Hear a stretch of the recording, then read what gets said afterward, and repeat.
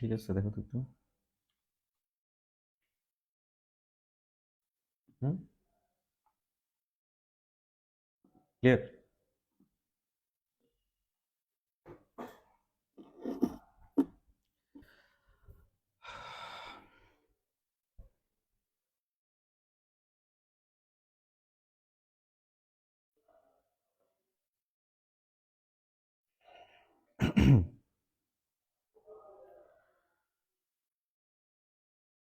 বিসমিল্লাহির রহমানির রহিম।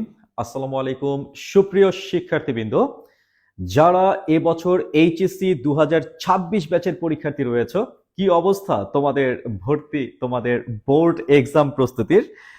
তো সেটা আমাকে অবশ্যই একটু জানিয়ে রাখো। মানে এখন পর্যন্ত তোমাদের ইংরেজির প্রোগ্রেস লেভেলটা আসলে কি পরিমাণ হয়েছে।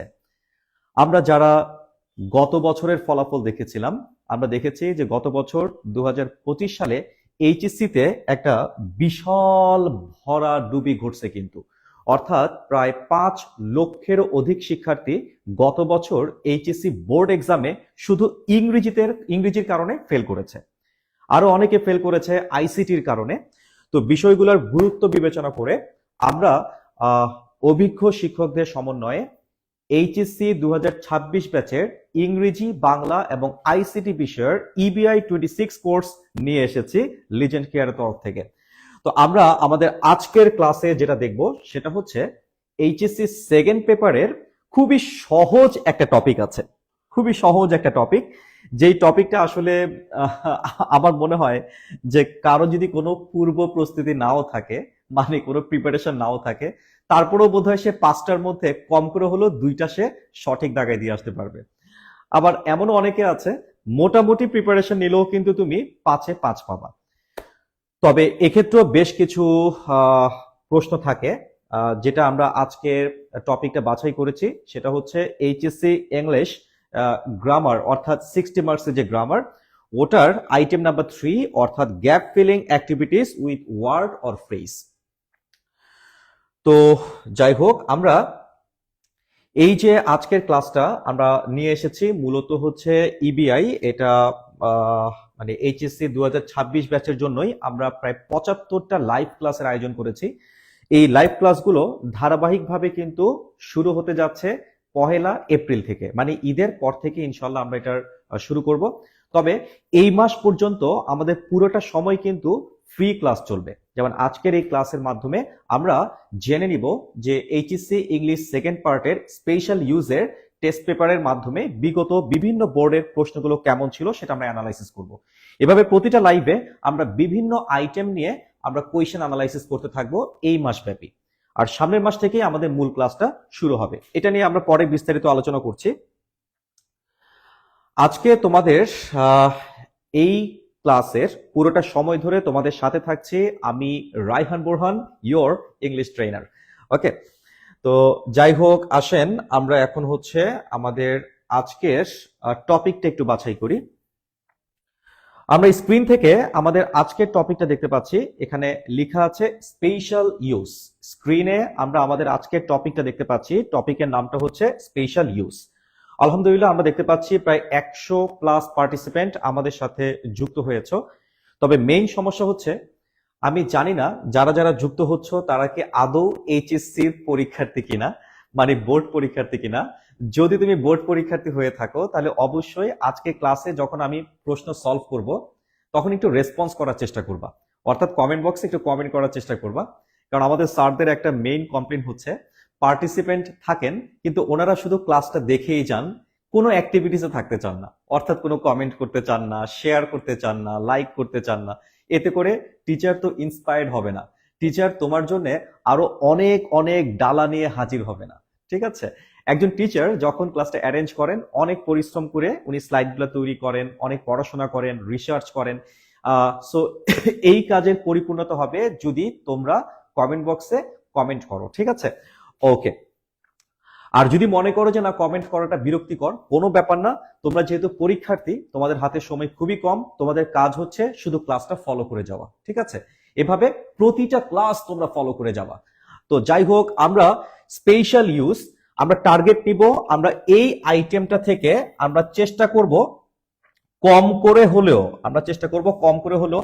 আমরা যাতে পাঁচের মধ্যে আমরা যাতে 5ই পাই, ঠিক আছে? অর্থাৎ আমাদের টার্গেট হবে 5-এ 5 পাওয়া, ঠিক আছে? কোন নাম্বার যাতে স্পেশাল ইউজ থেকে মিস না হয়, অর্থাৎ এই যে এই আইটেমটা আমরা দেখতে পাচ্ছি এখান থেকে যাতে কোনো আইটেম মিস না হয়। ওকে, তো এই দিকটা বিবেচনা করে আমরা স্ক্রিনে দেখতে পাচ্ছি এইচএসসি বোর্ড এক্সামে তুমি ঢাকা বোর্ডে পরীক্ষা দাও বা সিলেট বোর্ডে দাও কিংবা দিনাজপুর বোর্ডে দাও, তুমি যেই বোর্ডে পরীক্ষা দাও না কেন, এটাই হচ্ছে তোমার সিলেবাস। অর্থাৎ স্পেশাল ইউজ থেকে তোমার যেই কয়েকটা ইউজ থেকে প্রশ্ন আসবে সেই কয়েকটা কিন্তু আমরা স্ক্রিনে দেখতে পাচ্ছি। যেমন আমরা স্ক্রিন থেকে দেখতে পাচ্ছি যে এখানে দেয়ারের ব্যবহার আছে, তাই না? দেয়ারের ব্যবহার। তারপর আমরা এখানে অনেকগুলোই দেখতে পাচ্ছি, যেমন এই যে এখানের মধ্যে কি আছে বলতো, যে হোয়াট ডাজ লুক লাইক, এটার ব্যবহার আছে, রাইট?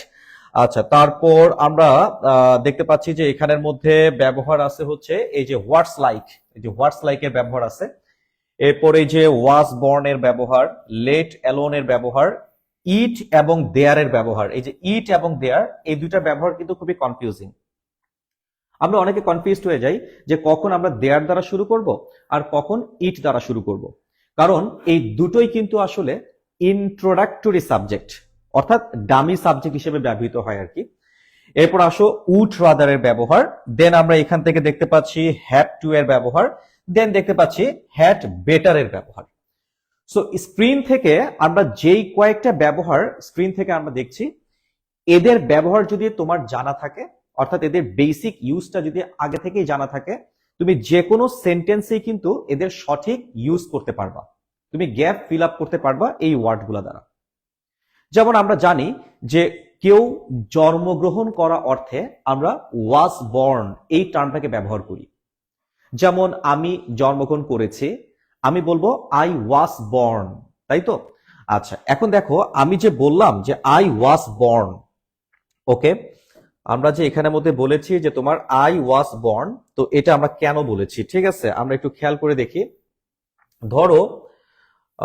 ধরো হচ্ছে ফর এক্সাম্পল আমি যদি সাবজেক্ট আই নিয়ে আসি, তাহলে আই এর সাথে আমরা ইউজ করতেছি ওয়াজ, আই ওয়াজ বর্ন, ঠিক আছে? তো প্রবলেম হচ্ছে আমি এখানে আই বর্ন কেন বলি নাই, ঠিক আছে? কেন আমরা এই জায়গাটার মধ্যে আই বর্নটা আমরা কেন বলি নাই? আমি কেন আই ওয়াজ বর্ন বলেছি, এখানে ওয়াজটা কেন আসছে? কেন আমি ওয়াজ ছাড়া শুধু বর্ন বলতে পারবো না? আমি তো আমার নিজেকে জন্ম দেই নাই, আমাকে জন্ম দেয়া হয়েছে। তার মানে বুঝতেই পারতেছো এখানে সেন্সটা কিন্তু অটোমেটিক্যালি একটা প্যাসিভ সেন্স বোঝাচ্ছে, কারণ আমি নিজেই নিজেকে জন্ম দিতে পারবো না, আমাকে জন্ম দেয়া হয়েছে, কেমন? তো সেই ক্ষেত্রে আমাদের এই সেন্সে এখানে ওয়াজটাকে নিয়েই আসতে হবে, কিছু করার নাই, ঠিক আছে? I was born. এখন সাবজেক্ট যদি এখানে আই এর জায়গায় ইউ থাকে, ধরো এখানে সাবজেক্ট ইউ আছে, ঠিক আছে? এখানে সাবজেক্ট কি আছে বলো দেখি। সাবজেক্ট ধরো এখানে আই এর জায়গায় ইউ আছে, কেমন? এই যে ইউ আছে। যদি সাবজেক্ট আই এর জায়গায় ইউ থাকে, এই যে ইউ থাকে, তখন কিন্তু আমি আর ওয়াজ বলতে পারবো না, তখন সেটা হয়ে যাবে ওয়ার, ঠিক আছে? অর্থাৎ ইউ ওয়ার বর্ন, কেমন? ঠিক একইভাবে ধরো সাবজেক্টের জায়গায় লেখা আছে তোমার হচ্ছে হি, ধরো সাবজেক্ট হি আছে, তো হি এর পরে আমি তো অবশ্যই ওয়াজ বলবো, তাই না? হি ওয়াজ বর্ন আমরা এভাবে বলবো, হি থাকলে অবশ্যই ওয়াজ বলতে হবে। কিন্তু যদি এভাবে থাকে লাইক হচ্ছে ধরো সেন্টেন্সটা আছে হচ্ছে তোমার এরকম, দে আছে, কেমন? ধরো এই জায়গাটার মধ্যে দে আছে, THEY, দে হচ্ছে প্লুরাল, তাহলে সেই ক্ষেত্রে আমরা কিন্তু বলবো ওয়ার, মানে they were born, okay? So আমরা বুঝতেই পারতেছি যে সাবজেক্ট অনুযায়ী ওয়াজ নাকি ওয়ার এই ব্যাপারে আমাদেরকে একটু সতর্ক থাকতে হবে, ঠিক আছে? সাবজেক্ট যদি সিঙ্গুলার সাবজেক্ট হয় আমরা ইউজ করব ওয়াজ, আর সাবজেক্ট যদি প্লুরাল সাবজেক্ট হয় আমরা ইউজ করব ওয়ার। আর ওয়াজ বা ওয়ার এর পরে আমরা যে বর্ন শব্দটা বসাচ্ছি এর দ্বারা এই সাবজেক্ট জন্মগ্রহণ করেছিল সেটা বোঝানো হচ্ছে। তাহলে আমি যদি বলি যে আমি 1993 সালে জন্মগ্রহণ করেছি, তাহলে সেক্ষেত্রে আমি বলবো আই ওয়াজ বর্ন ইন 1993, তাই না? তুমি 2002 সালে জন্মগ্রহণ করছো, তার মানে ইউ ওয়ার বর্ন ইন 2002। ঠিক আছে, এভাবে আমাদেরকে ব্যবহার করতে হবে আর কি। ওকে, তো যাই হোক, এখন আসেন আমরা যদি এখন আমাদের নেক্সট অংশে একটু চলে যাই। আমরা এই পর্যায়ে যে কাজটা করব, অ্যাকচুয়ালি আমাদের আজকের ক্লাসে আমি রুল শিখাইতে আসি নাই, অর্থাৎ কখন আমি কোনটা ব্যবহার করব আমি কিন্তু ওটা শিখাইতে আসি নাই। যেমন এই যে আমাদের এই জায়গাটার মধ্যে আমাদের কই গেল, আচ্ছা এই যে আমাদের এখানের মধ্যে আমরা যেটা দেখতে পাচ্ছি, এই যে এখানে আমরা স্পেশাল যে ব্যবহারটা দেখতে পাচ্ছি, এখানে প্রত্যেকটার যে বেসিক ব্যবহারগুলো আছে এই বেসিক ব্যবহারগুলো শেখানোর জন্য কিন্তু আমরা আজকে ক্লাসটা আয়োজন করিনি। আমরা আজকের ক্লাসে আমরা কিন্তু বলেই দিয়েছি আমরা প্র্যাকটিস করাবো টেস্ট পেপার থেকে, মানে আজকে আমরা কোয়েশ্চেন অ্যানালাইসিস করব। তোমরা যদি আজকের ক্লাসের কোয়েশ্চেনগুলো দেখতে থাকো, যেমন ঢাকা বোর্ডের বিগত বছরের প্রশ্ন, সিলেট বোর্ডের প্রশ্ন, এভাবে বিভিন্ন বোর্ডের প্রশ্ন অ্যানালাইসিস করলে তুমি এদের প্র্যাকটিক্যাল ব্যবহারগুলো আজকের ক্লাসে ধারণা পাবা। আমি আবারও বলছি, আজকের ক্লাসে ধারণা পাবা। আর এগুলা যদি একদম রুট লেভেল থেকে শিখতে চাও, অর্থাৎ বেসিক থেকে একদম পুরো পূর্ণাঙ্গ ভাবে অ্যাডভান্স পর্যন্ত যদি তুমি শিখতে চাও, তাহলে অবশ্যই তোমাদেরকে জয়েন করতে হবে। আগামী 1 এপ্রিল থেকে আমরা যে মূল ক্লাসগুলো শুরু করছি ইবিআই এর, এই মূল ক্লাসে জয়েন করতে হবে, মানে মেইন ক্লাসগুলোতে জয়েন করতে হবে। মেইন ক্লাসে তুমি কিভাবে জয়েন করবা সেজন্য আমাদের আজকের এই ভিডিও ডিসক্রিপশনে কমেন্ট করতে পারো, অথবা আমাদেরকে সরাসরি ইনবক্স করতে পারো এই পেজ থেকে। ঠিক আছে, ওকে। এবার আসো আমরা সরাসরি এখন কোয়েশ্চেন সলভিং এ যাব। প্রথমে আমি তোমাদেরকে ঢাকা বোর্ড 2023 সালের স্পেশাল ইউজের কোয়েশ্চেন গুলো একটু সলভ করিয়ে ফেলি, চলো। ঠিক আছে, আচ্ছা, বিসমিল্লাহির রহমানির রহিম। আসো আমরা আজকে থেকে এই যে টেস্ট পেপার সলভ করা শুরু করলাম, আগামী প্রতিটা ক্লাসে আমরা যেই আইটেমটাই পড়বো, ইংরেজি প্রথম পত্র অথবা ইংরেজি দ্বিতীয় পত্র, যেই পেপারের যেই আইটেমটাই আমরা পড়বো, প্রত্যেকটা আইটেমের কিছু বেসিক ডিসকাশনের পরপরই আমরা এভাবে টেস্ট পেপার থেকে ইম্পর্টেন্ট প্রশ্নগুলো সলভ করব। ঠিক আছে, এবং এটা চলবে আগামী 31শে মার্চ পর্যন্ত, মানে এই মাস ব্যাপী এটা চলতে থাকবে। ওকে, আচ্ছা দেখো এখানে কিছু ক্লু দিয়ে দিছে, আমরা স্ক্রিন থেকে দেখতে পাচ্ছি। স্ক্রিনে কিন্তু অলরেডি কিছু ক্লু দেয়া আছে। বলো দেখি স্ক্রিনে কি কি ক্লু দেয়া আছে। আমরা দেখতে পাচ্ছি স্ক্রিনের মধ্যে আমরা বেশ কিছু ক্লু পেয়েছি। দেয়ার পেয়েছি, what does it look like ওটা পেয়েছি, তাই না? What does it look like ওটা পেয়েছি, যেটা কেমন। তারপর হচ্ছে as soon as, was born, এই যে ওয়াজ বর্ন আছে, let alone, would rather, what's it like, it, have to এবং হ্যাড বেটার। তাহলে এখানে যেহেতু 2, 2, 4, 5, 6, 7, 8, 9, 10 10টা আইটেম অলরেডি এখানে আছে, আমরা কিন্তু এই প্রশ্নগুলো সলভ করতে করতেই এদের প্র্যাকটিক্যাল ব্যবহারগুলো বুঝতে পারবো, এবং সেই অনুযায়ী আমরা এখন প্রশ্নগুলো সলভ করব। যেমন 1 নম্বর question, question number 1, time is very valuable, অর্থাৎ প্রথমে বলা হচ্ছে সময় হচ্ছে খুবই মূল্যবান, সময় খুবই মূল্যবান। We dash utilize time properly. তাহলে আমি যদি একটু বাংলায় চিন্তা করি, এখানে বলা হচ্ছে সময় খুবই মূল্যবান, আর তারপরেই বলছে উই ড্যাশ ইউটিলাইজ, ইউটিলাইজ মানে হচ্ছে ব্যবহার করা। তাহলে কি ব্যবহার করা? টাইম ব্যবহার করা, মানে সময় ব্যবহার করা। প্রপারলি শব্দের অর্থ হচ্ছে সঠিকভাবে। তার মানে আমাদের সঠিকভাবে সময়ের ব্যবহার করতে হবে, আমাদের সঠিকভাবে সময়ের ব্যবহার করতে হবে। তার মানে দেখো এখানে কিন্তু একটা বাধ্যবাধকতা চলে আসছে, অর্থাৎ এখানে কিন্তু আমরা দেখতে পাচ্ছি কি চলে এসেছে বলো দেখি। এখানের মধ্যে আমরা দেখতে পাচ্ছি একটা বাধ্যবাধকতা চলে আসছে, বাধ্যবাধকতা, বাধ্যবাধকতা। আচ্ছা, বাধ্যবাধকতা এটাকেই মূলত আমরা কি বলছি বলো দেখি, এটাকেই মূলত আমরা বলছি হচ্ছে অব্লিগেশন। ঠিক আছে, অব্লিগেশন, এটাকে আমরা কি বলছি? এটা বলছি অব্লিগেশন, মানে বাধ্যবাধকতা। আর যখনই আমরা এরকম কোনো অব্লিগেশন বুঝবো, অব্লিগেশন বুঝাইতে আমরা কিন্তু এই যে স্পেশাল যে টার্মসটা দেখতে পাচ্ছি হ্যাভ টু, এই হ্যাভ টু এর ব্যবহার করতে হবে। অর্থাৎ হ্যাভ টু যে মোডাল ভার্বটা স্ক্রিন থেকে দেখতে পাচ্ছ, এটার ব্যবহার করতে হবে যদি বাধ্য বাধকতা বোঝায়। যেমন ধরো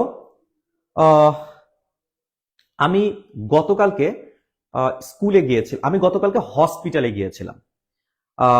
এখন দেখো, আমি যে হসপিটালে গিয়েছি, আলহামদুলিল্লাহ আমি তো রোগী না, তাই না?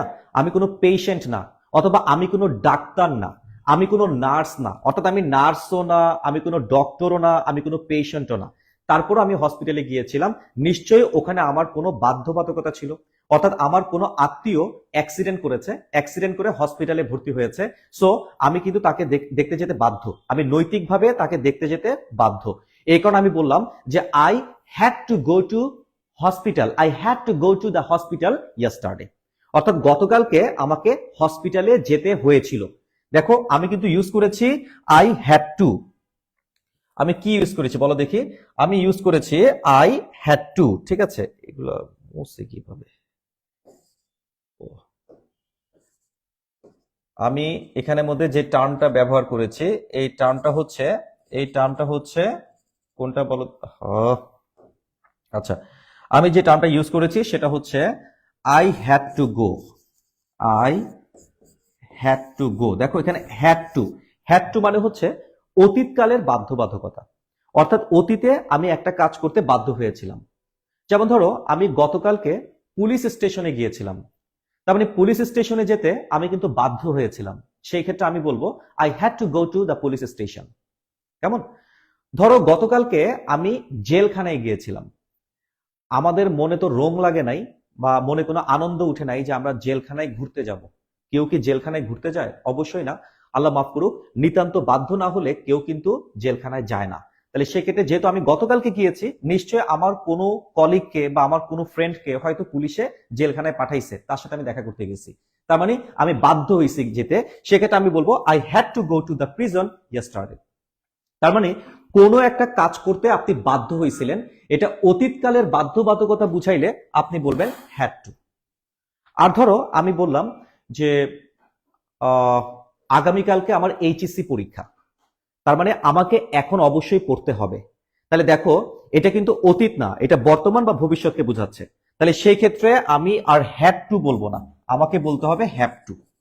এই যে হ্যাভ টু, অথবা আমি বলবো হচ্ছে হ্যাজ টু। তাহলে এখন তোমাকে একটু জানতে হবে যে আমরা কোন সিচুয়েশনে আমরা হ্যাভ টু বলবো আর কখন আমরা হ্যাজ টু বলবো। সাবজেক্ট যদি ফার্স্ট পারসন হয় বা সেকেন্ড পারসন হয়, তাহলে সেই ক্ষেত্রে আমরা হ্যাভ টু ইউজ করি। যেমন I have to, you have to, তার মানে আই ইউ। অথবা যদি প্লুরাল সাবজেক্ট হয়, যেমন ধরো হচ্ছে দে, এই যে দে হচ্ছে প্লুরাল সাবজেক্ট, তাহলে সেই ক্ষেত্রেও কিন্তু আমরা হ্যাভ টু ইউজ করব। অর্থাৎ they have to visit, they have to go, they have to eat, they have to read, they have to study ইত্যাদি। কেমন? আচ্ছা, আর যদি থার্ড পারসন হয়, যেমন ধরো সেলিম হচ্ছে থার্ড পারসন, তাহলে সেই ক্ষেত্রে আমাদেরকে হ্যাজ টু বলতে হবে। অর্থাৎ Selim has to go, Selim has to eat, Selim has to read, Selim has to study ইত্যাদি ইত্যাদি। তো আশা করা যায় আমরা এই ব্যবহারটা বোধহয় কিছুটা হলেও আমরা এটা বুঝতে পেরেছি। আচ্ছা, এখন তোমরা এখান থেকে একটু খেয়াল করে দেখো, আমাদের প্রশ্নের মধ্যে দেয়া ছিল time is very valuable, we dash utilize time properly. তার মানে বুঝতেই পারতেছো, সময় খুবই মূল্যবান, আমাদের সঠিকভাবে সময় ব্যবহার করতে হবে। তার মানে সময়ের মূল্য দিতে আমরা বাধ্য। বাধ্যবাধকতা বোঝানোর জন্যই আমরা এখানে অবশ্যই হ্যাভ টু বসাবো। সো আমরা দেখতে পাচ্ছি এই যে হ্যাভ টুটা, এটা প্রথম সেন্টেন্সের মধ্যে বসবে, মানে এ নাম্বার যে বাক্যটা আছে প্রথম বাক্যের মধ্যে বসবে। ওকে, আচ্ছা, এবার চলে আসো বি নাম্বার যে বাক্যটা, এখানে কি লেখা আছে। আমরা বি নাম্বার বাক্যের মধ্যে আমরা দেখতে পাচ্ছি লেখা আছে I dash take a taxi then walk home, it is already too late. আচ্ছা, এখন আমি তোমাদেরকে আরেকটা ওয়ার্ডের স্পেশাল ইউজ শেখাবো, সেটা হচ্ছে উড রাদারের ব্যবহার। এই দেখো এখানের মধ্যে আরেকটা ব্যবহার আমি এখন তোমাদেরকে একটু দেখাইতে চাই, সেটা হচ্ছে উড রাদারের ব্যবহার। ঠিক আছে? আচ্ছা, এই দেখো উড রাদার, ঠিক আছে? আমরা স্ক্রিন থেকে দেখতে পাচ্ছি উড রাদার। আচ্ছা, আমরা কি জানি যে উড রাদার এটা আমরা মূলত কখন ব্যবহার করি? উড রাদার এটা আমরা কখন ব্যবহার করি? তো চলো আমরা এটা একটু দেখার চেষ্টা করি যে আমরা উড রাদার এটা আসলে আমরা কখন ইউজ করি, সেটা আমরা একটু বোঝার চেষ্টা করি। ঠিক আছে, যেমন ধরো ধরো আমি যদি বলি যে আমি কোকা কোলার চাইতে পেপসি পছন্দ করি। ঠিক আছে, আমি কোকা কোলার চাইতে পেপসি পছন্দ করি। তার মানে এখানে একটা পছন্দের তুলনা করা হচ্ছে, পছন্দের তুলনা। ঠিক আছে, পছন্দের তুলনা করা হচ্ছে। যখনই কোনো পছন্দের তুলনা করা হবে তখনই কিন্তু আমরা এই যে উড রাদার্স, এই যে উড রাদার্স এই টার্মটাকে আমরা ব্যবহার করব। তাহলে ধরো আমি যদি বলি যে আমি কোকা কোলার চাইতে পেপসি পছন্দ করি, আমরা বলতে পারি যে I would rather drinking Coca Cola to drinking Pepsi. কেমন? আচ্ছা, অথবা I would rather drink Coca Cola then drink Pepsi. কেমন? তার মানে উড রাদারের পরে, এই যে উড রাদারের পরে প্লাস আমি কিন্তু এখানে ভার্বের বেস ফর্ম ইউজ করব। ভার্বের কোন ফর্ম? ভার্বের বেস ফর্ম ইউজ করব। আচ্ছা, তাহলে উড রাদারের পরে ভার্বের বেস ফর্ম, সেটা হতে পারে ড্রিঙ্ক। ঠিক আছে, সেটা হতে পারে ইট, সেটা হতে পারে ড্রাইভ। ঠিক আছে, সেটা হতে পারে গো। অর্থাৎ এগুলো হচ্ছে ভার্বের বেস ফর্ম। ভার্বের বেস ফর্ম মানে হচ্ছে ভার্বের সাথে কোনো এস বা ইএস থাকতে পারবে না। সো উড রাদারের পরে আমরা একটা ভার্বের বেস ফর্ম বসাবো। এরপরে যেহেতু আমরা তুলনা করতেছি, দ্যাটস ওয়াই আমরা সেন্টেন্সে একটা দেন বসাবো। কেমন? আর দেনের পরে আবারও আমরা ভার্বের বেস ফর্ম বসাবো। ঠিক আছে, তো যেমন ধরো আমি যদি বলি যে আমি কোকা কোলা পান করার চাইতে পেপসি পান করা পছন্দ করি, তাহলে সেই ক্ষেত্রে আমি বলবো I would rather drink Pepsi then drink Coca Cola. তো ঠিক একইভাবে আমাদের এই জায়গার মধ্যে আমরা একটা সেন্টেন্স দেখতে পাচ্ছি। আমরা যদি একটু সেন্টেন্সটা খেয়াল করি, দেখো এই যে এখানের মধ্যে আমরা একটা সেন্টেন্স দেখতে পাচ্ছি। এখানে লেখা আছে I dash take a taxi then walk home. অর্থাৎ হেঁটে যাওয়ার পরিবর্তে আমি একটা ট্যাক্সি নিতে চাই। তার মানে এখানে একটা পছন্দের তুলনা করা বোঝাচ্ছে। পছন্দের তুলনাটা হচ্ছে আমি বাড়ি যাব, তো সেই জন্য আমি কি হেঁটে বাড়ি যাব নাকি আমি ট্যাক্সি নিয়ে বাড়ি যাব? অপশন কিন্তু দুইটা, আমাকে যে কোনো একটা বাছাই করতে হবে। তার মানে পছন্দের তুলনা। তোমাকে বলা হয়েছে তুমি কিভাবে বাড়ি যেতে চাও, তুমি কি হেঁটে যেতে চাও নাকি ট্যাক্সি নিয়ে যেতে চাও?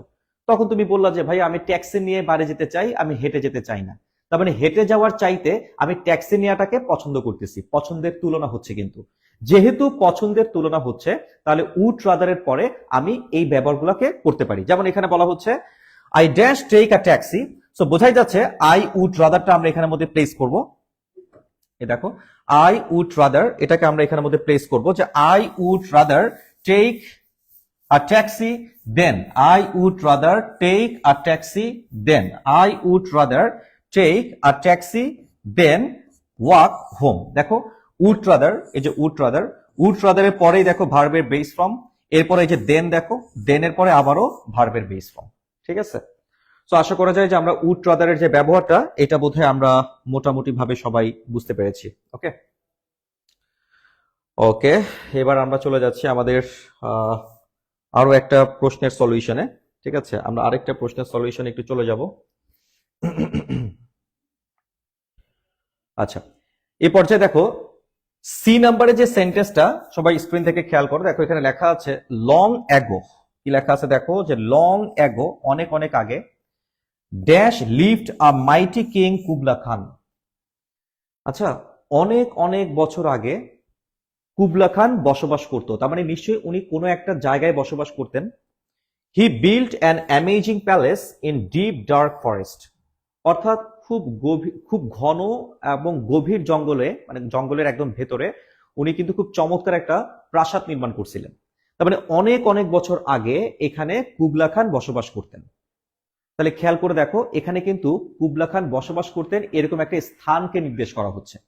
যখনই কোনো একটা স্থানকে নির্দেশ করা হবে, কোনো একটা প্লেসকে নির্দেশ করা হবে, সেন্টেন্সের শুরুতে আমরা দেয়ার বসাবো। কেমন? তো এখানে যেহেতু কুবলা খান বসবাস করতেন, একটা স্থানকে নির্দেশ করা হচ্ছে, প্লেসকে ডিনোট করা হচ্ছে, সো আমরা এখানে সেন্টেন্সটা দেয়ার দ্বারা শুরু করতে পারি যে long ago there lived a mighty king Kubla Khan. Okay okay, এবার চলে আসো নেক্সট যেটা আছে ডি নাম্বার, যেটা আছে ডি নাম্বারে বলছে dash watching a horror film at midnight you are really scared. অর্থাৎ এখানে বলা হচ্ছে তুমি দেখি খুবই ভয় পেয়ে গেছো, তুমি দেখি খুবই ভয় পেয়ে গেছো। আচ্ছা, তার মানে গতকাল রাতে তুমি যে একটা ভূতের ছবি দেখছিলা, এটার অনুভূতি কেমন ছিল? গতকালকে তুমি চিড়িয়াখানা ঘুরতে গেছিলা, এটার অনুভূতি কেমন ছিল? গত পরশুদিন তুমি বাংলাদেশ পাকিস্তানের ম্যাচ দেখতে মিরপুর স্টেডিয়ামে গিয়েছিলা, এটার অনুভূতি কেমন ছিল? ঠিক আছে, তাহলে তোমরা একটা জিনিস খেয়াল করে দেখো, এই যে একটা অনুভূতি বোঝানো হচ্ছে, অনুভূতি বুঝাইলে আমরা কিন্তু বলবো হোয়াটস ইট লাইক। কোনো কিছু ব্যাপারে অনুভূতি জিজ্ঞেস করা, যে তুমি এই কাজটা করছো, এটার এক্সপিরিয়েন্স কেমন ছিল বা অভিজ্ঞতা কেমন ছিল, এটার অনুভূতি কেমন ছিল। কোনো একটা কাজের বা কোনো একটা ঘটনার অনুভূতি জিজ্ঞেস করা, সেই ক্ষেত্রে কিন্তু আমরা ইউজ করব হোয়াটস ইট লাইক, এবং তারপরেই কিন্তু বসাইতে হবে verb plus ING. What's it like এর পরে কে বসবে? ভার্ব প্লাস আইএনজি বসবে। এখন তোমরা এই যে ডি নাম্বার যে সেন্টেন্সটা, এই সেন্টেন্সটা সবাই একটু রিডিং করো দেখি। ডি নাম্বার যে সেন্টেন্সটা আছে, এই সেন্টেন্সটা প্রত্যেকে একটু রিডিং করো। দেখো এখানে বলা হচ্ছে, dash watching a horror film at midnight. Watching, দেখছো এই যে ওয়াচিং, ওয়াচিং কিন্তু অলরেডি এখানে আইএনজি দেয়াই আছে। তাহলে জাস্ট আমরা প্লেস করব কাকে? হোয়াটস ইট লাইক, এটাকে আমরা প্লেস করব। অর্থাৎ সেন্টেন্সটা হবে এরকম যে what's it like watching a horror film at midnight. গতকাল গভীর রাতে তুমি যে ভূতের ছবি দেখছিলা, এটা দেখার অনুভূতি কেমন ছিল বলো তো? ঠিক আছে, এই ক্ষেত্রে প্রশ্ন করবা হোয়াটস ইট লাইক, তারপর আইএনজি। আচ্ছা, আচ্ছা এখন যদি আমি একটা নর্মাল প্রশ্ন করি, গতকালকে তুমি গাড়ি চালাইছিলা, এটার এক্সপিরিয়েন্স কেমন ছিল? তো সেক্ষেত্রে আমি হোয়াটস ইট লাইক দ্বারা প্রশ্ন করব যে what's it like driving the car yesterday. What's it like driving the car yesterday. গতকালকে তুমি হয়তো চিড়িয়াখানা ঘুরতে গেছিলা, এটার অনুভূতি কেমন ছিল? সেক্ষেত্রে আমি প্রশ্ন করব what's it like visiting the zoo yesterday. What's it like visiting the zoo yesterday. বিষয়টা বুঝতে পেরেছি? ওকে। আচ্ছা, এবার চলে আসো ই নাম্বারে যে বাক্যটা আছে, 5 নাম্বার বাক্য। 5 নাম্বারে বলছে ইট ইজ উইন্টার, মানে এটা হচ্ছে শীতকাল। You dash buy a coat, তোমার বরং একটা কোট কিনে ফেলাটা ভালো। তাহলে এখানে একটা ব্যবহার আসতেছে, যেই ব্যবহারটাকে আমরা বলবো হচ্ছে বরং ভালো। এখানে যে ব্যবহারটা আসতেছে, এই ব্যবহারটাকে আমরা বলবো হচ্ছে বরং ভালো। ঠিক আছে, আমরা একটা ব্যবহার দেখতে পাচ্ছি, এই ব্যবহারটা হচ্ছে তোমার বরং ভালো। ঠিক আছে, এই যে বরং ভালো, মনে রাখবা বরং ভালো অর্থে আমরা কিন্তু ইউজ করব হচ্ছে হ্যাড বেটার। এই যে হ্যাড বেটার, এটা হচ্ছে বরং ভালো। ঠিক আছে, আর হ্যাড বেটারের পরেই কিন্তু আমাদেরকে ইউজ করতে হবে কি বলো দেখি? ভার্বের বেস ফর্ম। যেমন ধরো আজকে কিছুক্ষণ পরেই, অর্থাৎ 1 ঘন্টা পরে তোমার ট্রেন ছেড়ে দিবে, অথচ তুমি আমার অফিসে বসে আছো। তো সেক্ষেত্রে আমি তোমাকে বলবো যে তোমার বরং এখন চলে যাওয়াই ভালো, কারণ 1 ঘন্টা পরেই তো তোমার ট্রেন। এই কারণে আমি বলবো তোমার বরং এখন চলে যাওয়াই ভালো। তো এই সেন্সে আমরা ইউজ করব হ্যাড বেটার। হ্যাড বেটারের পরে ভার্বের বেস ফর্ম। অর্থাৎ আমি বলবো ইউ হ্যাড বেটার লিভ নাও, অথবা ইউ হ্যাড বেটার গো নাও। কেমন? আচ্ছা, ধরো খুবই শীত পড়বে এই সিজনে, মানে ব্যাপক ঠান্ডা হয়তো পড়তে পারে। তো সেই জন্য ধরো শীতকাল চলেও আসছে, এখন শীতকাল চলতেছে, অথচ আমি দেখতে পাচ্ছি যে তুমি জাস্ট একটা টি শার্ট পরে আছো, তোমার কোনো জ্যাকেট নাই। তখন আমি বলবো যে তোমার তো নিউমোনিয়া হয়ে যাবে, তোমার তো ঠান্ডা লেগে নিউমোনিয়া হয়ে যাবে, শরীর খারাপ করবে, জ্বর আসবে, সর্দি আসবে, কাশি আসবে, তোমার বরং এখনই একটা জ্যাকেট কেনা ভালো। সেক্ষেত্রে আমি বলবো ইউ হ্যাড বেটার। তার মানে হ্যাড বেটার দ্বারা মূলত একটা উপদেশ দেওয়া হচ্ছে, তবে এই উপদেশটা একটা আর্জেন্সি বোঝাবে, একটা প্রয়োজনীয়তা বোঝাবে। কেমন? অর্থাৎ একটা কাজ করার কথা ছিল অনেক আগেই, নির্ধারিত সময়টা অতিক্রান্ত হয়ে গেছে, অবশিষ্ট যে সময়টা বাকি আছে এই সময়টাকে কাজে লাগাও। অর্থাৎ তোমার বরং এখনই এই কাজটা করা ভালো, তোমার বরং এখনই ওখানে যাওয়া ভালো। এই বরং ভালো অর্থে আমরা মূলত হ্যাড বেটারটাকে ব্যবহার করব। ঠিক আছে, তাহলে চলো এই যে আমরা একটা ওয়ার্ডের ব্যবহার দেখলাম হ্যাড বেটার। ঠিক আছে, সো এইটার ব্যবহারটা আমরা আসো একটু আমাদের প্রশ্ন থেকে একটু বুঝে নেওয়ার চেষ্টা করি। দেখো আমাদের এখানে যে প্রশ্নটা ছিল, এটা হচ্ছে যে ই নাম্বার যে কোয়েশ্চেনটা, আমরা সবাই যদি এখন ই নাম্বার কোয়েশ্চেনটা দেখে একটু খেয়াল করি, দেখো এই নাম্বার কোয়েশ্চেনের ক্ষেত্রে আমরা দেখতে পাচ্ছি এখানে লেখা আছে ইটস উইন্টার। দেখো এখানে কি লেখা আছে, ইটস উইন্টার, ঠিক আছে। You dash buy a coat, অর্থাৎ এখন শীতকাল চলে, তোমার বরং এখন একটা কোট কেনা ভালো, বরং ভালো। তাহলে সেই ক্ষেত্রে অবশ্যই আমরা কাকে ইউজ করব বলো দেখি, আমরা এখানে হ্যাড বেটার ব্যবহার করব, ঠিক আছে। কাকে ব্যবহার করব, আমরা এখানে হ্যাড বেটার ব্যবহার করব। এই যে হ্যাড বেটার ব্যবহার করেছি, সরি, ওকে ফাইন। তাহলে আমরা মোটামুটি ভাবে এই যে দেখো এখানে ঢাকা বোর্ডের আমরা 5টা সেন্টেন্স কিন্তু সলভ করেছি স্পেশাল ইউজের। আমরা দেখতে পাচ্ছি যে সেন্টেন্স অনুযায়ী এই শব্দগুলোর ব্যবহার করতে হয়। তার মানে প্রথমে তোমার কাজ হচ্ছে এই শব্দগুলোর বেসিক বোঝা, যে কখন হোয়াটস ইট লাইক বসে, কখন উড রাদার বসে, কখন হ্যাড বেটার বসে। এই ব্যবহারগুলো যদি তোমার বেসিকটা ক্লিয়ার থাকে, তাহলে আমরা এরকম সেন্টেন্সগুলো দেখে যেটা উপযুক্ত ব্যবহার বলে মনে হবে সেই শব্দটাকে প্লেস করব। তো এইটার জন্য শুধু বেসিক বা রুল পড়লেই কিন্তু হবে না, তোমার কাজ হচ্ছে প্রচুর প্রচুর প্র্যাকটিস করা, ঠিক আছে। ওকে, চলো আমরা আরো 5টা বাক্য এখন একটু প্র্যাকটিস করব। নেক্সট বাক্যগুলা আমরা সবাই একটু খেয়াল করি। এই যে আমরা স্ক্রিন থেকে দেখতে পাচ্ছি এফ থেকে জে পর্যন্ত। দেখো লেখা আছে dash the balcony, dash the balcony dash it looks very beautiful but it is really small. কোনো কিছু আসলে দেখতে কেমন প্রশ্ন করা, কোনো কিছু দেখতে কেমন এই প্রশ্ন করা, ঠিক আছে। দেখতে কেমন কেমন, যেমন ধরো তুমি যদি বলো যে আচ্ছা বলো তো আমি এই যে এই গাড়িটা কিনেছি, এই গাড়িটা দেখতে কেমন, তাহলে সেই ক্ষেত্রে আমি বলবো যে হোয়াট ডাস, এই যে হোয়াট ডাস এই প্রশ্নটা করতে হবে যে what does the car look like. তারপর ধরো আমি এই যে ডিজিটাল বোর্ডটা আমি কিনেছি, এখন আমি তোমাদের কাছে জানতে চাচ্ছি যে বলো তো আমার এই বোর্ডটা দেখতে কেমন, অর্থাৎ what does the board look like, কেমন। আচ্ছা, তারপর ধরো আমি একটা বাড়ি কিনেছি, একটা বড় একটা প্রাসাদ কিনেছি, এবং তোমাকে বললাম যে বলো তো আমার এই বাড়িটা দেখতে কেমন, what does the house look like. তো ঠিক একইভাবে এখানে প্রশ্ন করা হচ্ছে যে বলো তো এই ব্যালকনিটা দেখতে কেমন, it looks very beautiful but it is really small. এটা অনেক সুন্দর কিন্তু এটা অনেক ছোট। সো এই যে প্রশ্ন করা হচ্ছে বলো তো এটা দেখতে কেমন, তার মানে হোয়াট ডাস দ্বারা করতে হবে। এই যে what does the balcony look like, তার মানে কোনো কিছু দেখতে কেমন এই জাতীয় এক্সপ্রেশনে আমরা এই টার্মসটাকে ব্যবহার করি। ওকে, নেক্সট জি নাম্বারে দেখো লেখা আছে Bangladesh dash as an independent state on 16 December 1971 after 9 months bloody war against the occupation Pakistan army. তার মানে এখানে বলেই দেওয়া হয়েছে যে বাংলাদেশ স্বাধীন দেশ হিসেবে জন্মগ্রহণ করেছে 16ই ডিসেম্বর 1971 সালে। তার মানে ওই যে জন্মগ্রহণ করা, আমরা আজকের ক্লাসের শুরুতেই জেনেছি যে জন্মগ্রহণ করা অর্থে আমরা কিন্তু ওয়াস বর্ন এই টার্মটাকে ব্যবহার করি, ওয়াস বর্ন, তাই না। সো যেহেতু বাংলাদেশ এটা থার্ড পারসন সিঙ্গুলার নাম্বার, তো বাংলাদেশের পরে তো আমি অয়ার বলতে পারবো না, মানে অয়ার বর্ন বলা যাবে না, ওয়াস বর্নই বলতে হবে।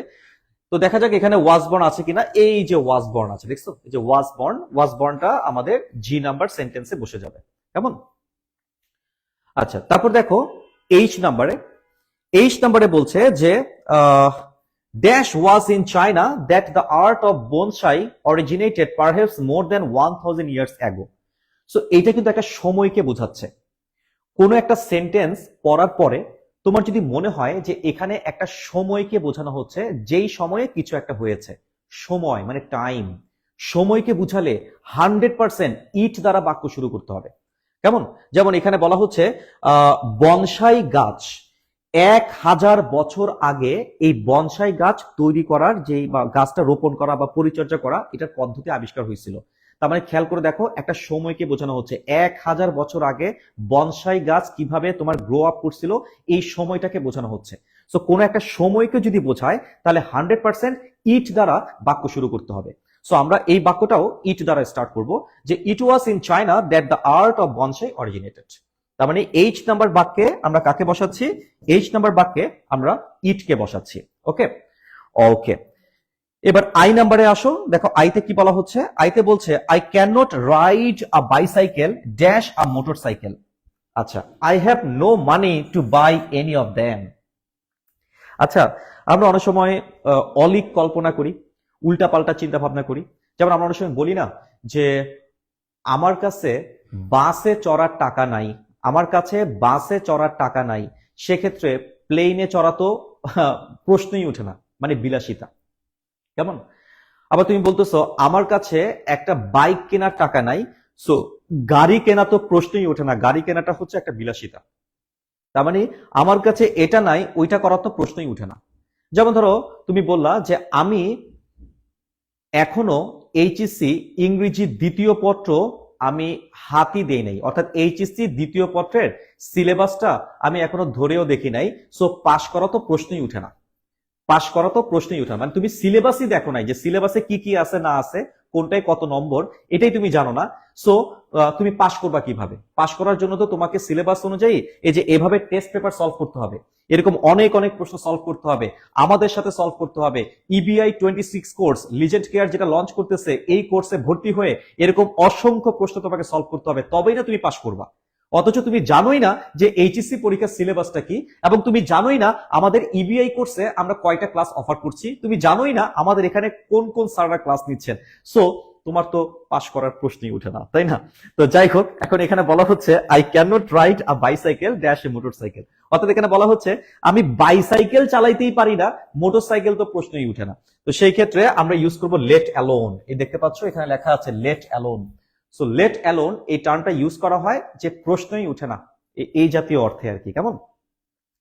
And the last sentence of today's class, দেখো যে নাম্বার বাক্য, আমরা দশম বাক্যে চলে আসছি। দেখো এখানে বলা হচ্ছে dash the rain stopped I started for home, অর্থাৎ যখনই বৃষ্টি থেমে গেল তখনই আমি বাড়ির উদ্দেশ্যে যাত্রা শুরু করলাম। সো মনে রাখবা, যখনই কিছু একটা হয়েছে তখনই আরেকটা ঘটনাও ঘটেছে, যখনই তখনই। কেমন? এরকম এক্সপ্রেশন বুঝাতে আমরা ইউজ করব হচ্ছে অ্যাজ সুন অ্যাজ। এটা কি আছে এখানে? এই দেখো অ্যাজ সুন অ্যাজ, দেখছো এই যে অ্যাজ সুন অ্যাজ আছে কিন্তু। কেমন? আচ্ছা, যেমন ধরো আমরা বলি না যে যখনই আমি সিদ্ধান্ত নিলাম তখনই আমি চিঠিটা পেয়ে গেলাম, যখনই আমি স্টেশনে পৌঁছাইলাম তখনই আমি সেলিনকে দেখতে পেলাম, অথবা যখনই বৃষ্টি থেমে গেল তখনই আমি বাড়ির উদ্দেশ্যে রওনা শুরু করলাম বা যাত্রা শুরু করলাম। সো এই জাতীয় এক্সপ্রেশনে আমরা 100% অ্যাজ সুন অ্যাজ বসাবো। দেখো এই যে এখানে অ্যাজ সুন অ্যাজ আমরা জাস্ট প্লেস করে দিলেই হবে, as soon as the rain stopped I started for home.